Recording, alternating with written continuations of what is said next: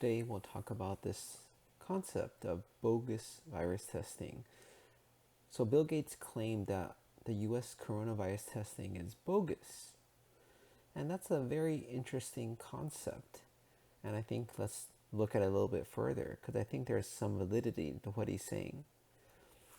So the idea is that the US is doing a lot of testing. The question is whether it actually changes things. And so he's saying that this is a bogus number doing 200,000 tests per day because you don't get the results back within 24 hours, which is when you need it. And he says that, there's a lot of people like the delivery person who gets tested daily because he's going into wealthy neighborhoods.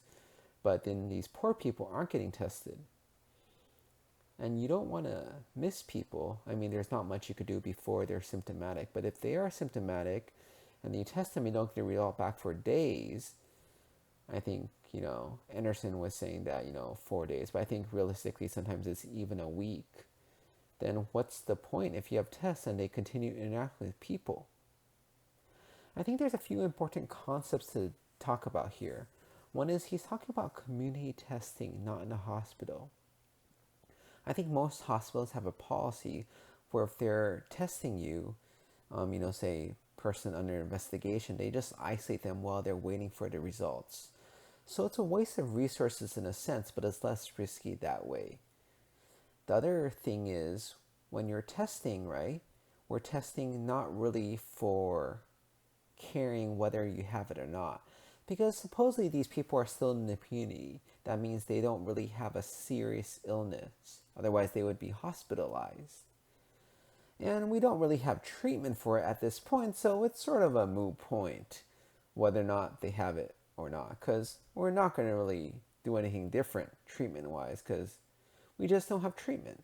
So the real reason is how contagious or infectious they are. And if it's delayed multiple days and they don't know, is the person going to isolate or not? And the presumption is that they don't because they don't know. They don't think they have it. And I think that's probably true for most people. They're not going to take all this extra effort to isolate themselves, even from their family members. But I think if they knew that they were positive, they really would be careful. There's a concept called feedback and the length of feedback, as in how long you have to wait for feedback. So first of all, in electrical engineering, I learned in school that when you have systems of control, that when things take too long to get feedback, when that loop is too delayed, you just can't control things that way.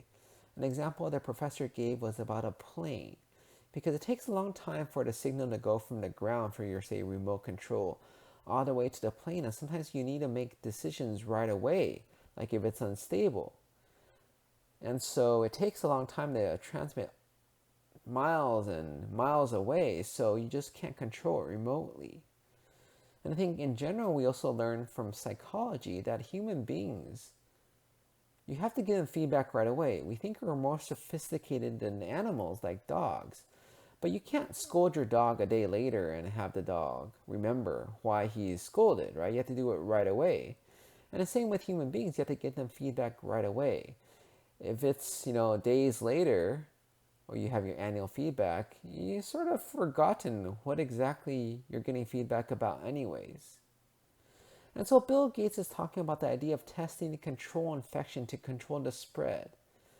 And so I don't know that it's completely useless, but I think, being late is not so useful.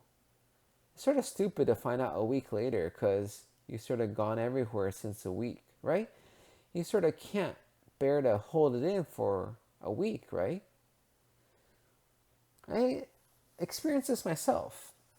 And so you have people who have this idea that, it's very important to do contact tracing. And I have to say flight attendants, I guess they're just following the rules.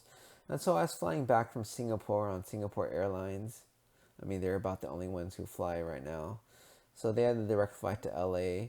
And I asked to move seats. I mean, there weren't many people on the plane, right? I could definitely distance myself very well having nobody in the row in front and in back of me. And there's a lady in a row in back of me, and I didn't really like that. So I asked them to move seats, and they're like, oh, well, we have this contact tracing.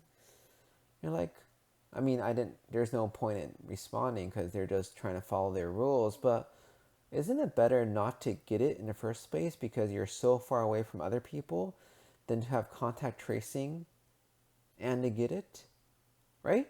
It's like closed circuit TV, all these security cameras. It doesn't really prevent people from committing crimes because you see lots of people captured on the CCTV, but afterwards you could try to figure who it was. But isn't it better to prevent this in the first place? If you look at these lags, there are certain countries who have a solution, like Japan. If you have a private mode of transportation, because they test everybody at airport, they'll let you leave after your test results and you can wait for it at home. But if you don't have a private mode of transportation and a taxi doesn't count, then you got to stay at the airport because they want to make sure that you're negative. So I think there's some truth to Bill Gates saying this, but I think the other problem is we're figuring out more and more that just because you test negative doesn't mean you don't have it, right? And the problem is he's saying people who are symptomatic. And if you're symptomatic, if you test negative, you may still have it and we just missed it. I think these testings, these asymptomatic people, whether they have it or not, that's pretty useful, right? And I think the idea is that they could be asymptomatic and have it and carry it and spread it. And how do you find these people? If you just do random testing, I think that's one way to find it. But he's saying that testing is not equally distributed. And I think that is sort of an important thing. He's saying the delivery person going to rich neighborhoods. I think that's correct, right? Because yes, we think they're higher risk. But the only reason they're tested is because they're going to rich neighborhoods. But what about these people who come in contact with many other people who are poor and who aren't interacting with rich people? What do you say with them? Are they also high risk? And I think the idea is that high risk should be high risk regardless of whether you interact with rich people or not. But right now it's only high risk if you're interacting with richer people. And I think this is the whole idea of social justice and talking about equality. And I think that, there's cases where it's coming about that, like in Singapore, they're saying all these migrant workers, they're getting tested. And I think it's very difficult to say who should be tested or not when you have just a dearth of resources and you can't test everybody. And I think that's sort of where it comes into play. Who do you test? And I don't think I have an answer to that, but I could tell you that I think his main point is valid. And that's the idea that if you have too much of a lag time between your tests and the results of your test, is not as useful. I think that's a very valid point about the testing being bogus and not very useful for decreasing the spread of the virus.